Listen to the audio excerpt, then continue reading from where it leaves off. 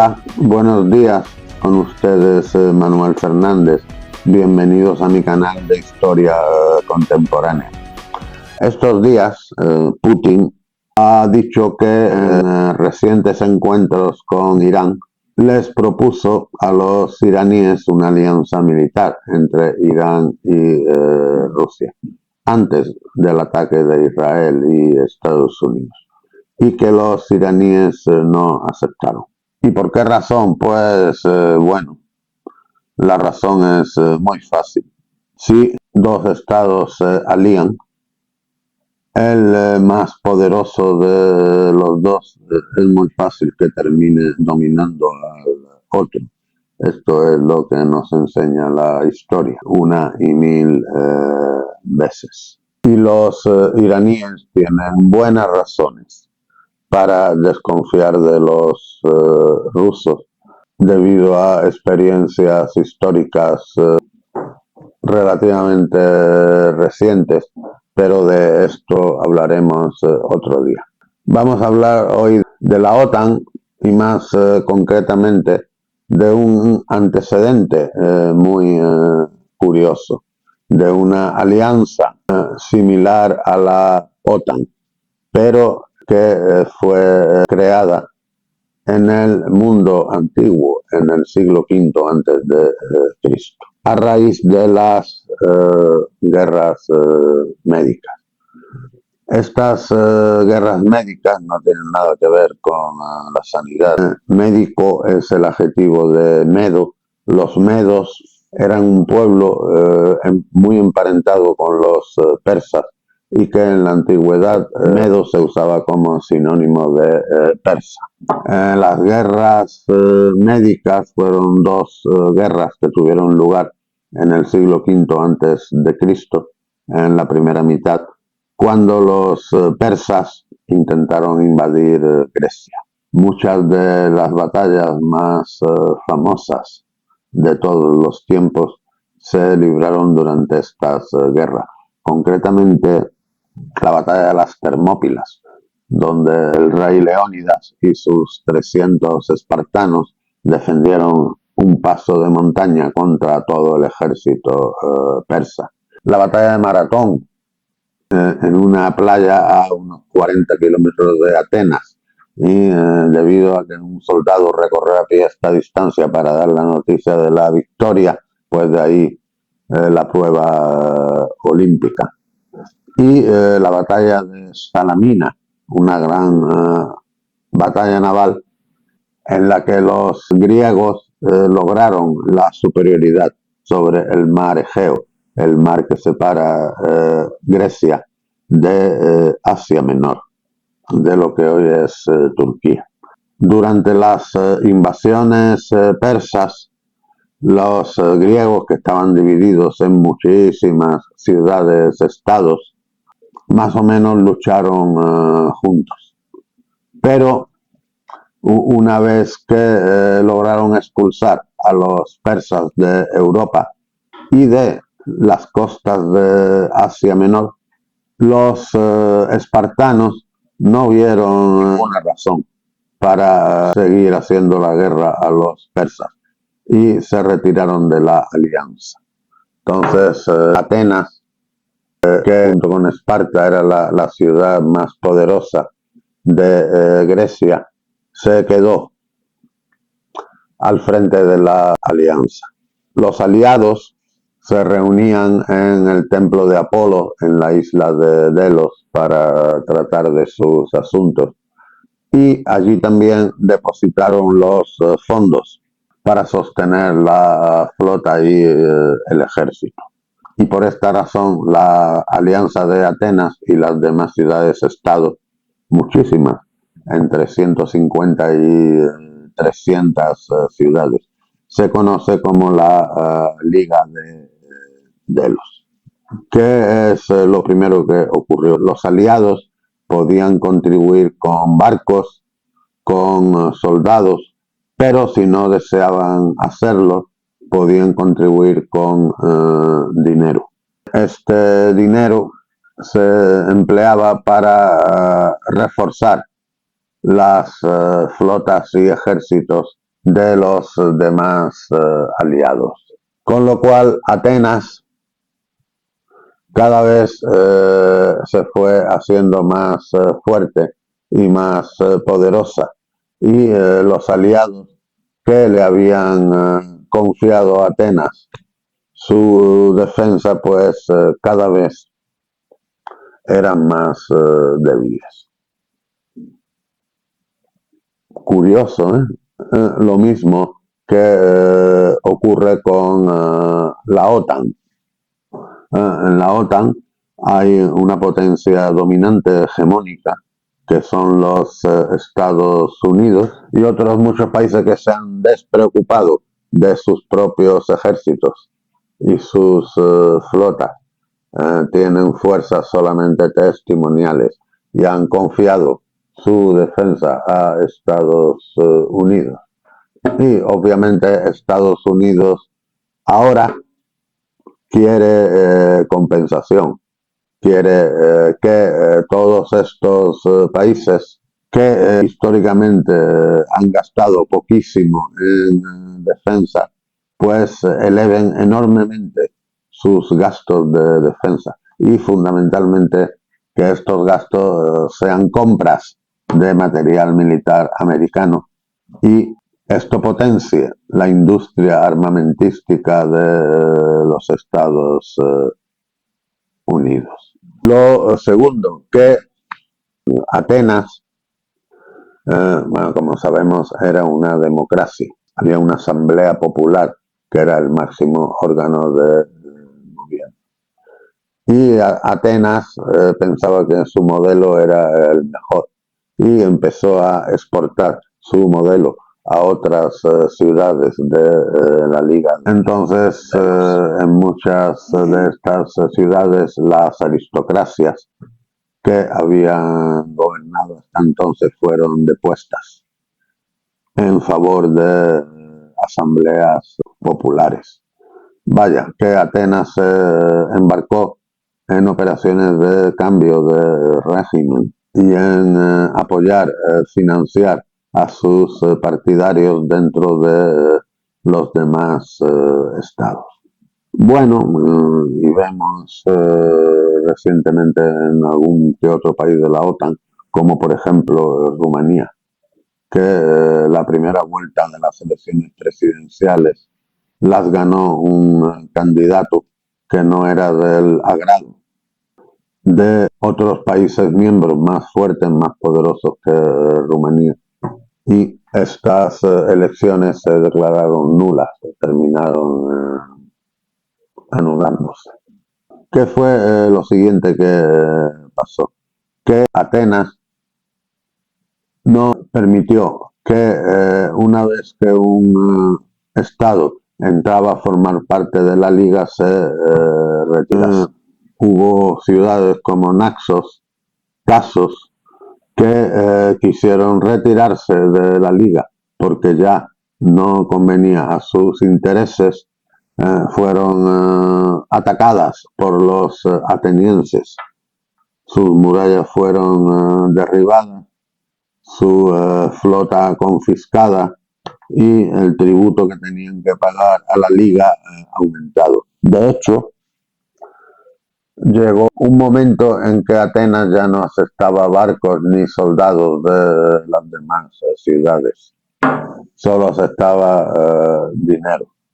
Este dinero además se transportó desde el templo de Apolo en Delos hasta Atenas. Los atenienses empezaron a disponer libremente de este dinero, a utilizarlo para gastos que no tenían nada que ver con la defensa. Por ejemplo, la construcción del Partenón en la Acrópolis de Atenas. Hecho que algún historiador ha llamado la malversación más feliz de la historia, porque al menos a día de hoy podemos seguir disfrutando de sus resultados. ¿Qué más? Aunque Atenas era enemiga de Persia, Atenas tenía un rival en la misma Grecia, que era Esparta. Los espartanos habían formado su propia liga que se llamaba la Liga del Peloponeso y entonces estas dos ligas, la Liga de Delos y la Liga del Peloponeso, pues empezaron a tener cada vez más fricciones. Y en sus asuntos con los espartanos, los atenienses usaban a sus aliados de la liga, que en principio estaban allí para luchar contra los persas. Bueno, también la OTAN, cuya finalidad principal era defenderse de Rusia, pues su primera intervención bélica fue en Kosovo y la segunda, si mal no recuerdo, fue en Libia. Y entonces, es decir, empezó a utilizarse para operaciones que nada tenían que ver con sus objetivos iniciales, con sus principios fundacionales. Para este punto la Liga de Delos había dejado de ser una liga de ciudades que se habían unido libremente para mejorar su seguridad y empezó a ser un imperio ateniense, donde todas las demás ciudades estaban subordinadas a Atenas y era Atenas la que en realidad tomaba las decisiones. La pertenencia a la liga, una vez que se entraba, era obligatoria. Otras ciudades directamente fueron obligadas a unirse a la liga.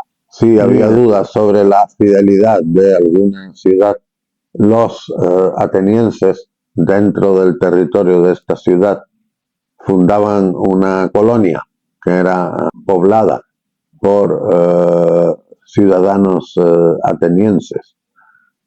Vaya, funcionaba como una base militar. Estos colonos eran conocidos como los clerucos. Finalmente, la expansión de la liga, digamos la política de puertas abiertas que practicaba la Liga de Delos, terminó por inquietar a Esparta, que sintió amenazados sus intereses vitales. Sintió que esta expansión constituía un peligro existencial para Esparta. Y estalló la guerra de Ucrania. La guerra del Peloponeso.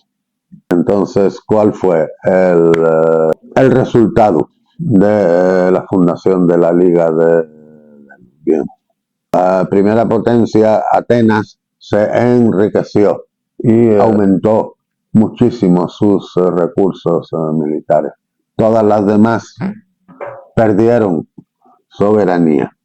La pertenencia a la Liga terminó por implicarlas en una guerra larga y sangrienta contra un enemigo que no era el enemigo contra el cual se habían coaligado.